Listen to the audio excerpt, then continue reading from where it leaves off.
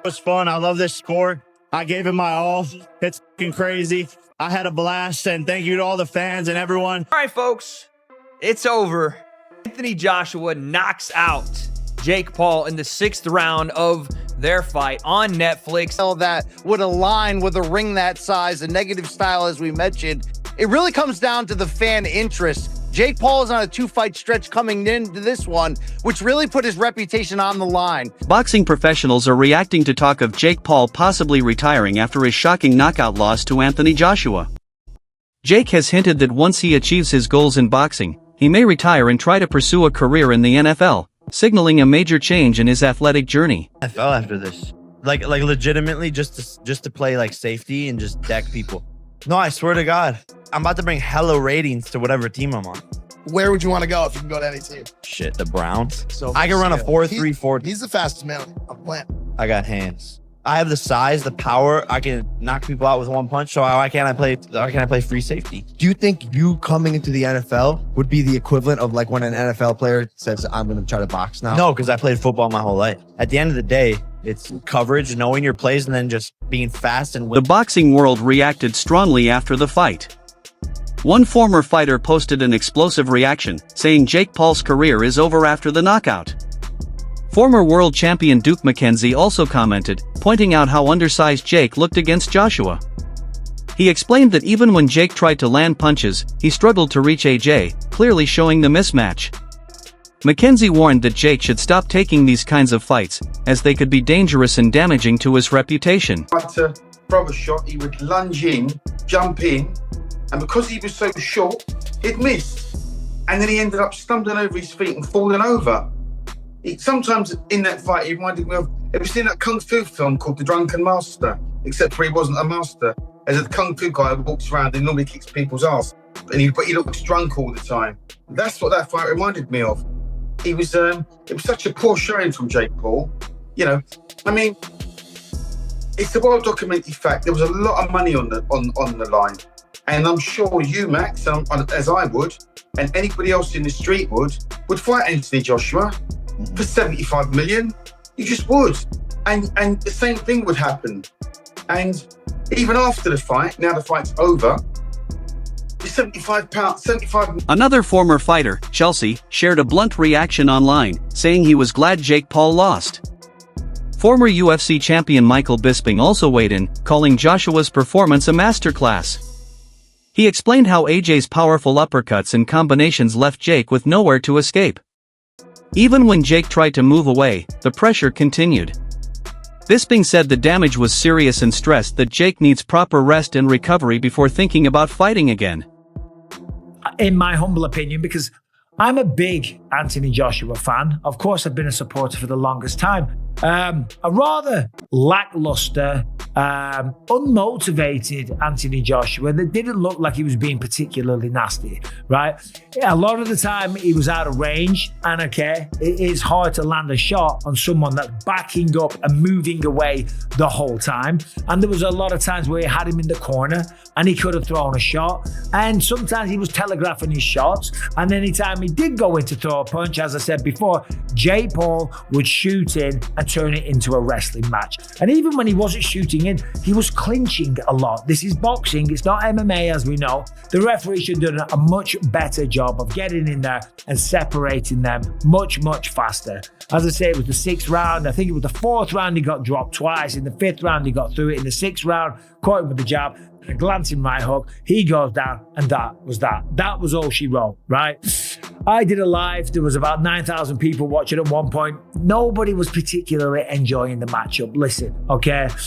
I respect both men. I respect anyone really that steps into the ring, okay? And certainly going up against Anthony Joshua, that was a tall task, okay? You know, metaphorically and figuratively, right? It was a tall task. It was a big job. It was a tough opponent. It was a mismatch, and it was, right?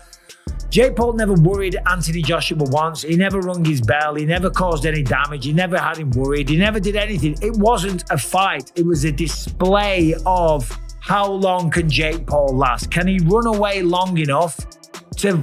Another reaction came after reports that Jake Paul was taken to the hospital with a suspected broken jaw. One user posted that the injury could force Jake into early retirement. Sean Jones also shared his thoughts, saying at least the fight was real and not scripted. He pointed out that Joshua did not even use his full power, meaning the outcome could have been worse.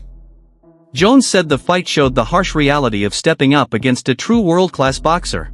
All those people who were fully convinced that this fight was 100% rigged. Like, people said that this is a clown show, and they said, this is rigged, this is scripted. Okay, so now Joshua's won. What are you going to say to that? So was it scripted that Joshua was going to win? You see this whole narrative about, oh, the fight's rigged, the fight's scripted. That's illegal to do, and Joshua is not going to tarnish his legacy by doing something like that. Would Jake Paul do something like that? Maybe so, yeah, but not someone like Joshua. Come on. Now, to be fair, 80% of that fight was looking a little bit dodgy. It was looking like Joshua wasn't throwing as much as he usually would. Jake Paul was landing on Joshua. He landed a really strong jab that knocked Joshua's head back. He landed a couple of decent overhand rights. In fact, Jake was kind of the first one who landed the biggest shots of the fight. But this is the thing, anyone who fights, even on like a low-level basis, or who just does some sparring, will understand that when you fight someone who has got nowhere near the skill level as you, sometimes it can be a little bit harder because they're awkward. They're doing stuff that you don't really expect. You know, sometimes when you fight beginners, it's a bloody nightmare. Just like, you know, awkward movements. You're like, what are they throwing? You don't expect certain shots to come that do come. And then you fight someone who's a little bit more traditionally sound with the fundamentals, and it's almost a little bit easier. And I think that's what we've seen here in this fight. AJ has had an easier time with some fighters who've got like 40 professional fights with 20 KOs on the record than he did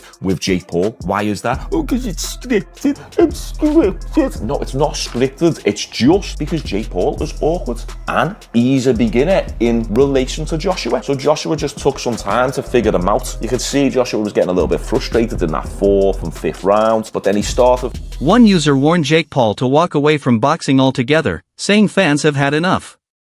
Analyst Liam Goff also raised serious concerns, explaining that Jake's boxing future is on hold due to his injuries.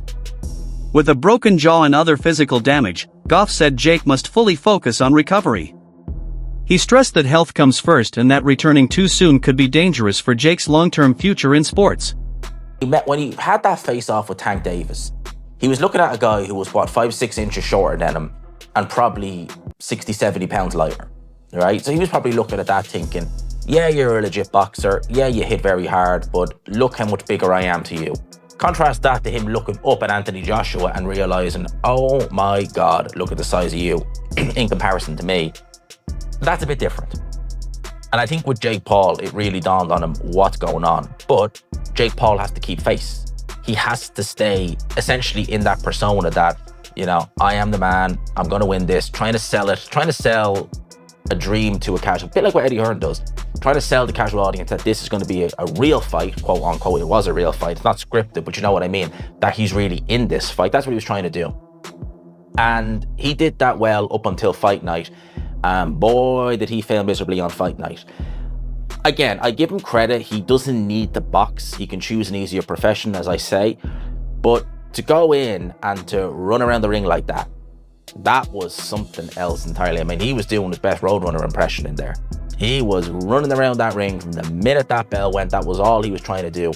And listen, AJ's performance, I can critique it from a defensive point of view, that he got hit with some silly shots that he probably shouldn't have been hit with. He was trying to cut the ring off in a ring as big as that. It's not easy. All right. And furthermore, if you're in there with an opponent who purely just wants to survive, he's no interest in winning the fight. He just wants to go the rounds. People, you could be one of the most you could be a prime Mike Tyson, Bone Crusher Smith, prime example. People never talk about that fight with Mike Tyson because they say, oh yeah, prime Mike Tyson beats all these guys. After suffering an injury in his